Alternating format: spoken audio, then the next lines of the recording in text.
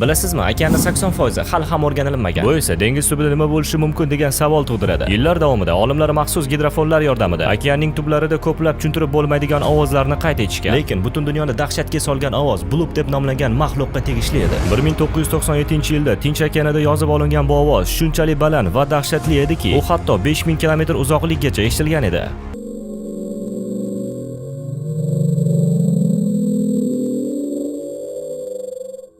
Avvaliga odamlar buni ulkan kit deb o'ylashgan edi, lekin bu ovoz aniqlik bilan aytamanki, kitga tegishli emas. Chunki hatto eng katta kitni ham tarixda ovozi 5000 kilometrgacha tarqamagan. Bu ovoz kitdan ancha ulkanroq va dahshatliroq nimadirga tegishli edi. Eng dahshatlisi esa bu ovoz bir necha marta yozib olingan va bu maxluqqa Bloop degan nom berishdi. Lekin keyinchalikka olimlar bu dahshatli ovozda ulkan muz sinib hosil qilgan tovush deb aytishdi. Lekin bu ovoz tirik jonzotnikiga o'xshaydi. Sizchi nima deb o'ylaysiz? Balki olimlar bizdan biz bilishimiz kerak bo'lmagan dahshatli sirni yashirayotgan yoki bu ovoz haqiqatan ham tabiiy muz bo'laklaridan chiqqan ovozdir. O'z fikringizni izohlarda kutaman. Video yoqqan bo'lsa, bizni qo'llab-quvvatlash uchun like, podpiskani o'zi yetadi. Katta rahmat.